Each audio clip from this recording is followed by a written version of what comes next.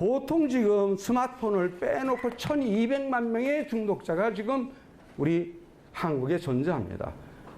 그러면 1200만 명에 딸려있는 가족을 한 가족마다 두 사람씩 승하면 2500만 명입니다. 그럼 1200 더하기 2500만 명 얼마나 숫자입니까? 3700 이런 숫자가 나옵니다. 끔찍한 숫자예요.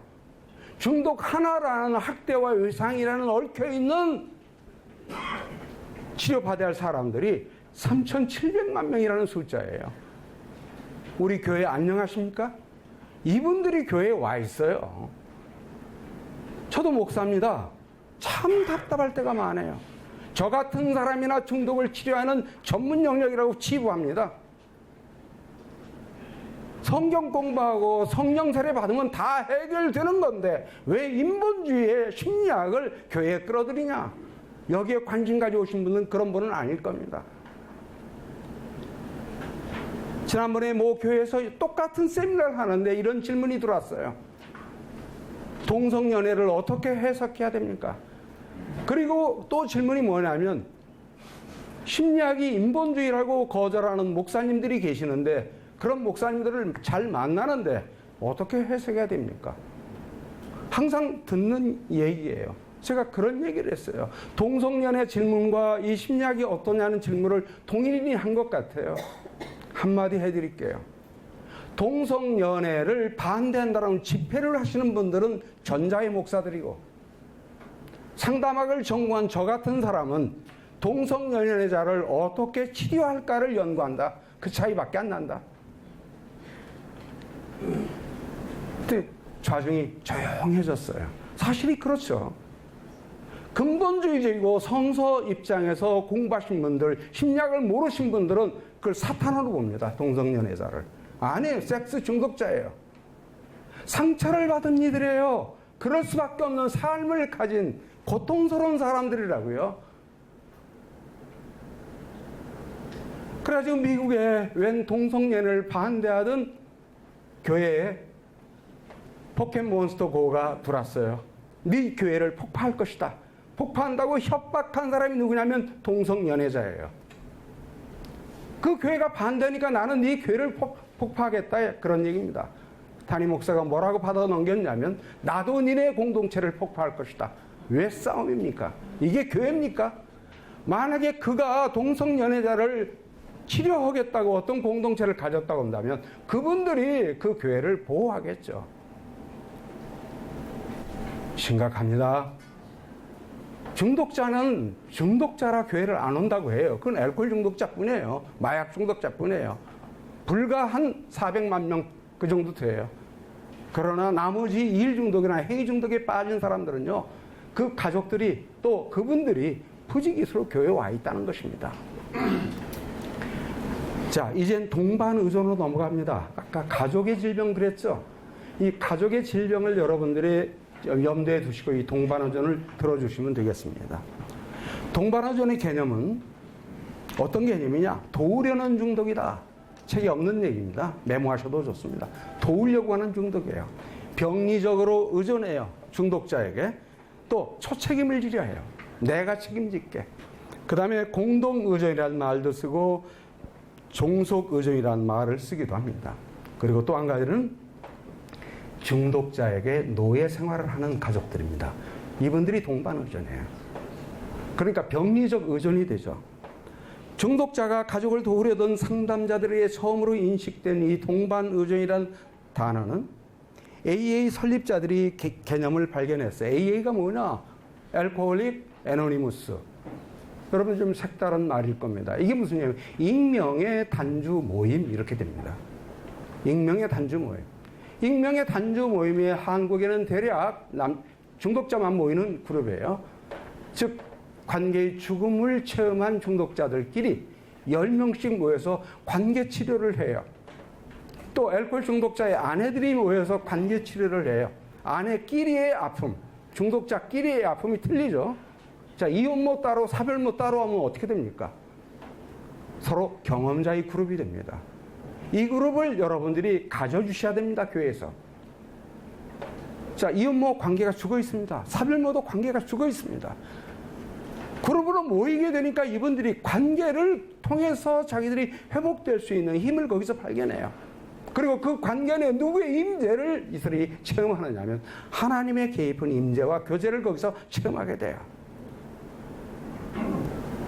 이런 것들이 회복사역의 그룹이다 이렇게 봅니다. 구제 성공에도 불구하고 누구를 구제했어요? 알코올 중독자를 구제했어요. 그리고 집으로 돌아갔어요. 그랬는데 가족이 와야 됐네요. 무슨 얘기냐면 AA 치료 집단이에요. 이게 1939년도부터 만들어진 기독교의 옥스퍼드 무브먼트라는 신앙의 원리 6개를 갖다가 12단계 12스텝이라는 걸 만들었는데 이건 영성 회복 운동입니다. 근데 이게 놀랍게도 교회의 울타리 밖에서 알코올 중독자 따위들이 영성 운동을 전개했다는 것입니다. 언제까지? 1980년대까지. 무려 40년 동안. 교회는 침묵하고 있었고 우리의 유산으로 가지고 그들이 영성 프로그램을 만들었던 거예요. 그런데 AA 가가지고 치료를 받은 치료 집단이 있어요. 그리고 비치료 집단은 뭐냐면 현재도 술을 먹고 단주라는 걸 전혀 고려하지 않고 부수고 깨고 악순환되는 상황 속에서 사는 가족이 있었어요. 그래 치료 집단과 비치료 집단을 이렇게 비교했더니 놀랍게도 치료 집단의 가정이 이혼, 붕괴, 해체가 비치료 집단보다 더 많았던 거예요. 그 전문가들이 여기서 놀라서 이게 뭐냐? 아하, 중독자는 중독의 노예가 되어 있고 가족은 중독자에게 노예가 되어 있구나. 아, 의존되어 있구나. 그런데 남편이 가서 변화를 가지고 왔는데 아내는 변화되지 않은 항상성 속에 살아요. 과거의 남편과 싸웠던 그 기억을 가지고 사는데 남편이 변화를 가지고 와서 새로운 인생을 계획을 해요. 이걸 수용을 못해요. 그리고 그게 불안해요. 그러니까 냅다 옛날 사람이 그리워져요. 이해가 안 되시죠? 이게 바로 마귀 같은 동반의존이라는 질병입니다. 그러니까 결국엔 누가 술을 먹이느냐면 아내가 바가지를 긋고 잔소리를 해가지고 술을 재발시키고 강화를 시키는 역동성을 가지고 있어요. 여러분 쉽게 얘기합시다. 술 먹고 늦게 들어오는 남편이 문제입니까? 잔소리는 아내가 문제입니까? 네? 자, 남자들은 아내라고 얘기하실 거고 아내들은 아니야 술 먹고 늦게 들어오는 남편이야 이럴 겁니다. 둘 다 틀립니다. 악순환입니다. 가족 치료는요 절대 직선적 개념이 아닙니다. 어떤 아이가 문제가 있는데 문제의 부모가 있다 아니에요 그거. 가족이 문제 아이를 배출할 만큼 심각하게 병이 들어있다 그 얘기예요. 그게 가족 치료예요. 악순환을 온전한 순환으로 바꿔주는 것 이게 가족 치료예요. 그래가지고 자, 한 20년 됐어요. 20년. 아내를 괴롭힌. 그래서 아내가 늘 얻어맞고 전쟁을 치르던 그 가정에서 남편이 드디어 저희들 공동체의 도움으로 입원을 했습니다. 그러니까 술 냄새 안 나고 역하지 않고 똥도 안 싸고 오줌도 안 싸고 사는 것 같아요. 그래서 3일은 잘 잤어요. 나흘째 되는 날부터 이분이 평화하고 살아본 경험이 없어요. 이분은 불안 속에서 살았던 것이 자기 항상성이에요. 그러니까 평화를 누릴 에너지가 없는 줄 모르죠. 이건 무의식이니까. 잠이 안 와요. 잠이 안 와요. 그러니까 열흘째까지 잠을 못 자다가 자기도 모르게 병원을 찾아가니까 남편이 빌어요. 나 하나님 믿기로 결정했다. 그 말을 또 혹해가지고 남편을 데리고 갑니다. 뭘 데리고 갑니까? 회복된 남편을 데리고 갑니까? 아니에요. 이 불안이 내 파트너예요. 평화는 내 파트너가 아니에요. 이게 내 항상성이에요. 그래서 집에 왔는데 남편이 병원에서 한 20일 있다가 기운이 떨어져가지고 냅다 비디오만 보고 있어요. 우울한 것 같아요. 이 아내가 뭐라고 했냐면 도와주고 싶어요. 불쌍해. 여보 왜 이렇게 우울해? 나하고 한잔 할까? 술 먹여놔요. 그래가지고 술 먹다가 그날로 입원을 해요. 또 부수고 깬 거죠. 그럼 누가 술 먹였습니까? 제일 나쁜 케이스가요, 같이 술 먹는 부부입니다. 술 먹어주면 덜 그러겠지. 천만에 그걸 마저 도장을 찍어주는 거예요. 술 먹어도 돼. 그래가지고 먼저 중독자는 누가 되냐면 아내가 먼저 됩니다. 자, 그다음 동반의전에 대한 전문가들의 의견. 전문가들이 뭐라고 얘기냐면 동반의전은 의존 상태에서 누군가의 파트너로 존재하는 것이다. 누군가가 누굽니까? 중독자의 파트너예요. 또 그다음에 억압적인 규칙과 습관들에 오랫동안 노출된 결과로 개인적 혹은 대인관계에서 일어나는 문제들에 대해 직접적으로 이야기하지 못해요. 남편에게 절대 직접적으로 얘기를 못합니다. 위해요. 저건 폭군이 임금이에요. 저기다 불을 일렀다가 또 싸우면 어떡하지? 그러니까 모든 걸 참고 사는 거예요. 그죠? 왜 사모님 그렇게 웃으십니까? 많이 참으셨습니까? 참고 살아요. 그럼 병이 나죠. 아내들이 유방암에 걸리고 자궁암에 걸리는 게 다분히 가족의 책임입니다. 그분이 자기 건강관리를 못하는 것도 가족의 책임이에요. 가족이 건강한 기능을 가지고 있으면 그렇게 안 됩니다. 그걸 갖다 그 사람이 건강관리를 잘못한 어떤 걸로 치부하는 그런 경우가 많습니다. 아니야, 친정에서부터 가전 유전적인 병 그럴 수도 있어요. 아니에요. 그걸 뛰어넘을 수 있는 게 뭐냐? 가족 관계예요. 그리고 이해하지 못하고 자신의 감정을 공개적으로 표현하기 어려운 정서, 심리, 행동의 상태다. 또 사랑을 주고받는 인간관계의 능력이 손상되어 빚어진 자기 파괴적이고 학습하던 행동들을 성격 결함이다. 이건 전문가들이 하는 얘기입니다. 그러나 실질적으로 알코올 중독자의 아내들이 이건 어디서 얘기한 거냐면 알라난입니다. 알라난이 뭐냐면 아까 AA를 얘기했죠. 알코올릭 애너니머스, 익명의 단주 모임 그랬어요. 알라난은 무슨 모임이냐면 익명의 알코올 중독자의 가족 모임입니다. 특히 배우자들의 모임이에요. 아까 AA가 대략 한국에 250개 존재한다고 했는데 이 알라난이 한국에 한 70개가 존재합니다. 오늘 또 저녁 때 되면은 일과 끝나고 우들 모입니다. 알코올 중독자의 아내들끼리 말입니다. 거기는 남편을 중독을 회복시켰던 경험자가 리더가 되어가지고 후배들을 이끌어요. 이걸 지원그룹이라고 불러줍니다. 또 자조그룹이라고 그렇게 불러줘요. 자, 동반의전은 스스로를 돌보는 사람이라고 생각하는 것을 말한다. 돌보는 중독자예요. 동반의존자가 된다는 것은 내가 알코올 중독자와 결혼했다는 것을 말한다. 또한 내가 알라논에 가야 한다는 것을 뜻하기도 한다. 내가 알코올 중독자와 결혼했다. 이게 무슨 말입니까? 알코올 중독자의 딸인 경우가 많습니다. 나는 우리 아버지 같은 남자 안 만날 거야. 맹세예요. 이걸 거짓 맹세라고 그럽니다.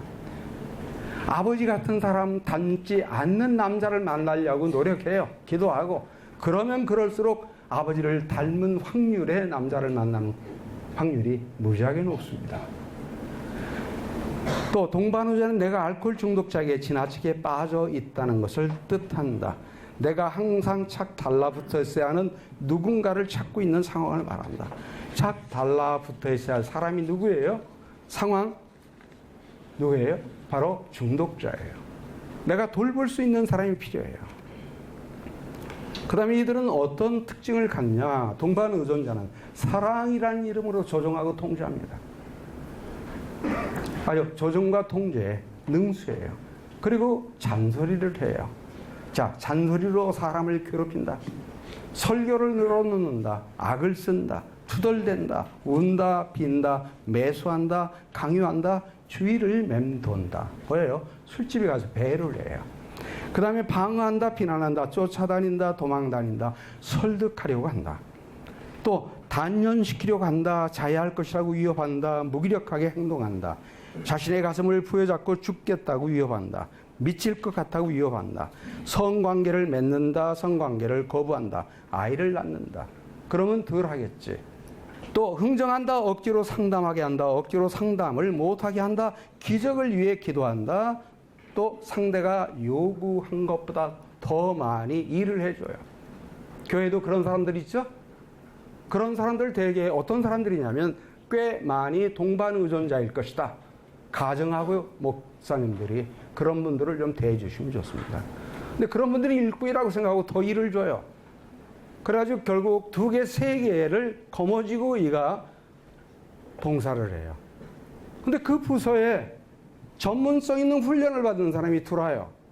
그래서 그 일을 하겠다고 할 때 절대 이 사람들은 그 일을 놔주지 않기 때문에 교회 수구 세력으로 존재하기 시작합니다. 교회의 역기능이 여기서 또 발생되기 시작하죠.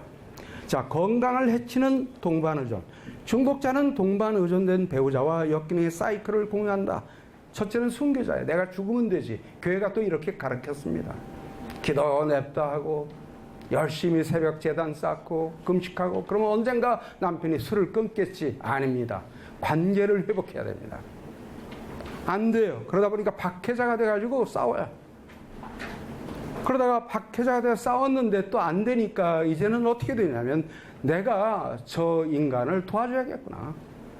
2살 먹은 아이를 둔 엄마가 남편이 심각한 알코올 중독이다 이렇게 생각이 돼가지고 남편은 중독자가 아니라고 거부를 해요. 부정을 해요. 그러니까 이혼을 대전제를 했어요. 상담을 받으면 이혼을 고려하고 그렇지 않으면 이혼하겠다. 남편이 끌려왔어요. 그러나 절대 상담에 협조는 안 하죠. 도망갈 궁리만 하죠. 5번쯤 왔는데 계속 부부간에 싸움이 나요. 그러자 6번째 오던 날 아내가 귀중한 자료를 가지고 왔어요. 아이패드를 보여줘요.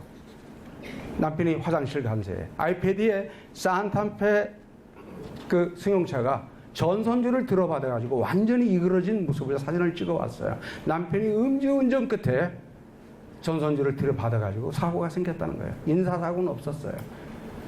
그리고 남편이 현장에다 차를 놓고 도망갔어요. 왜? 자기는 면회가 취소가 되고 직장에서 이걸 알게 되면 불이익을 당한다. 자, 이혼 직전까지 온 주부입니다. 그런데 남편이 뭐라고 하냐면 네가 운전했다고 신고해주면 좋겠다. 어때요? 어떻게 해줄까요? 대답을 못 하시죠. 주의 이름으로 그렇게 신고할까요?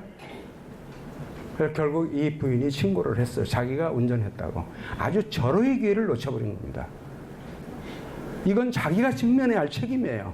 네 삶은 네가 살고 내 삶은 내가 살자는 거예요.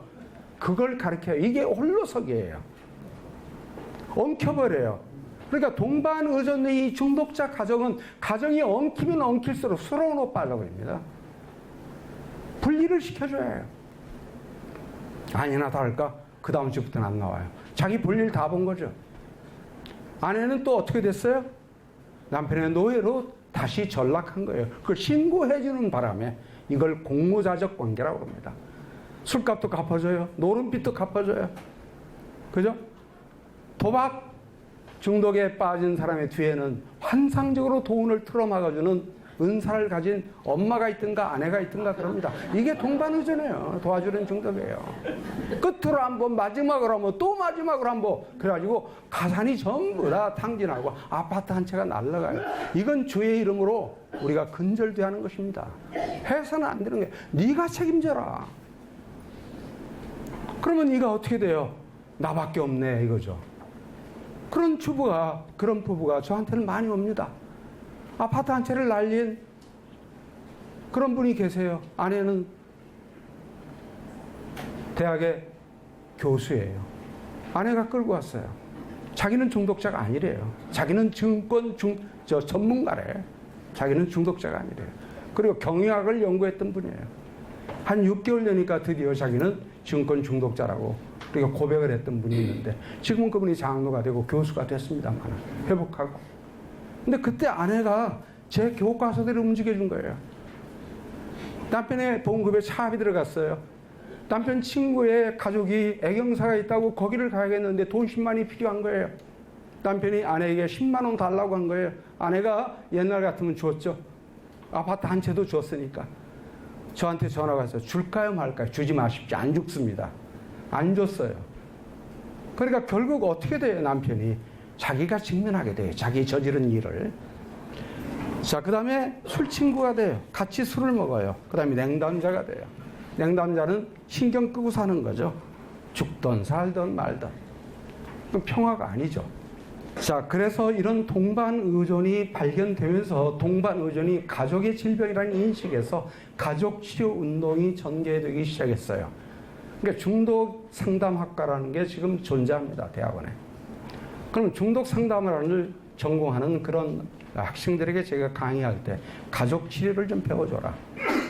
중독자 개인만의 치료는 임상의 효과가 썩 나타나지 않는단다. 부부를 치료하든가 아니면 가족을 치료하든가 아니면 집단을 치료할 때 효과가 나타난단다. 그런 얘기를 늘 합니다. 그리고 또 가족 치료를 전공하는 그런 학생들이 있습니다.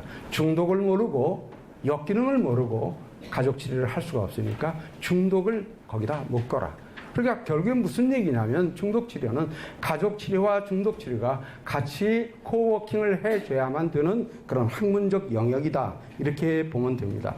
A는 가족들을 위한 소그룹으로 발전했어요.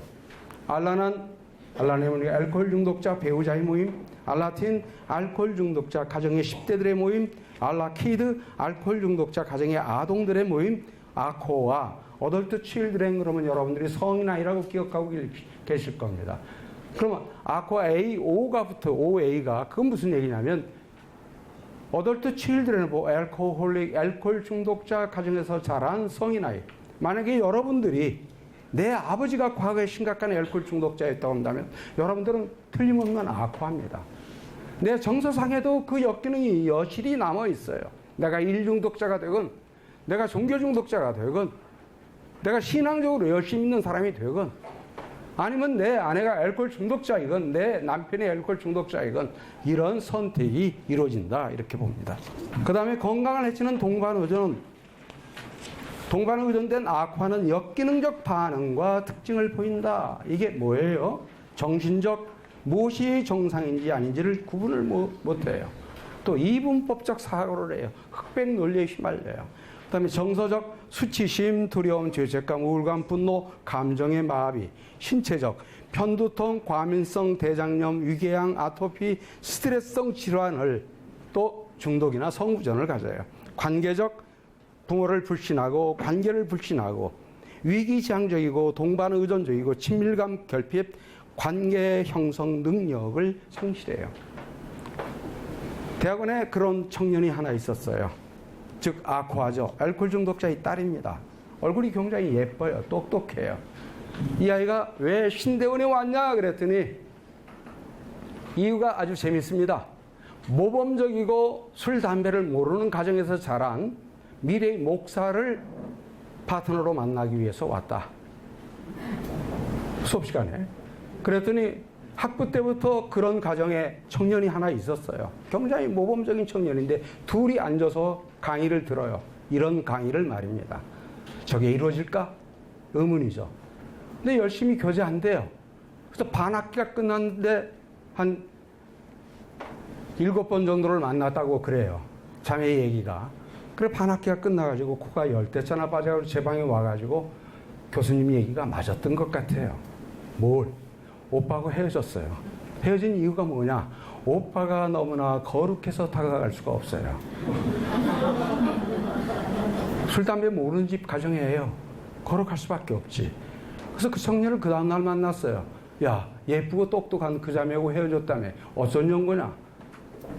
그랬더니 그 청년 얘기가 재밌어요. 예쁘고 똑똑하면 뭡니까? 난폭한 언어를 사용하는 애인데. 난폭한 언어를 어디서 배웠습니까? 원 가정이죠. 그러니까 무슨 얘기예요? 이 청년은 같은 과끼리 모여야 됩니다. 거룩한 애하고 만나야 해요. 얘는 거룩한 애하고 안 맞아요. 이렇게 난폭한 언어를 사용하는 친구를 만나야만 의사소통이 돼요.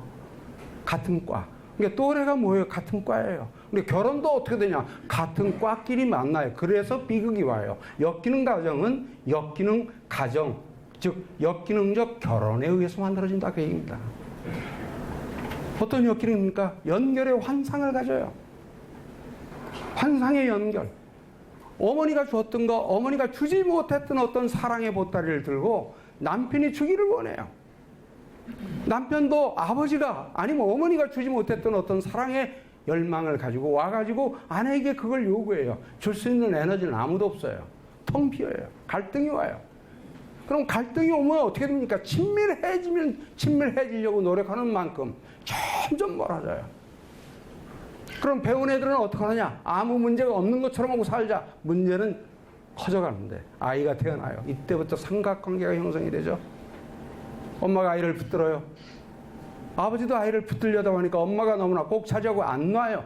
그러니까 남편이 어디로 가냐? 일이나 술이나 여자로 삼각관계가 났습니다. 그럼 엄마가 아이와 삼각관계를 맺는 건 아동기 때까지는 가능합니다. 그러니까 청소년까지 하면 끊고 나가요. 분리를 선언해요. 엄마는 이때부터 하소연할 데가 없죠. 어디로 갑니까? 쇼핑 중독으로 가든가, 뭘 수집하든가, 아니면 종교 중독으로 빠지든가. 그죠? 이렇게 발전한다. 이렇게 볼 수가 있습니다. 그리고 제일 무서운 게 뭐냐면 영적으로 하나님에 대한 왜곡된 개념 신뢰의 어려움, 이걸 갖습니다. 이게 무슨 얘기입니까? 아버지가 알코올 중독자였다, 어머니가 학대를 자행했다 그런다면 부모의 이미지를 가지고 이 아이가 성인이 돼가지고 아니면 청소년이 가지고 하나님을 이미지화한다는 겁니다. 그게 그 채널을 통해서 하나님이 각인이 되기 시작해요. 엄마의 따뜻하고 일관성 있는 양육이었다 그러면요, 하나님을 신뢰하는데 어렵지 않아요. 나는 유기됐다, 나는 맡겨졌다, 나는 엄마의 젖에 체험을 가질 수가 없었다란다면요, 이미 하나님 어머니의 이미지를 상실하고 말아요. 그 이미지로 뭘 봐요? 하나님을 봐요. 그 하나님은 어떻게 돼요? 멀리 계시는 하나님, 심판하시는 하나님, 율법적인 하나님, 도덕적인 하나님, 즉 성경이 여기는 무소부재, 전지전능 사랑의 하나님을 각인할 수가 없어요. 내 가슴에 그걸 심을 만한 밭이 마련되지 않았다는 겁니다. 상처예요.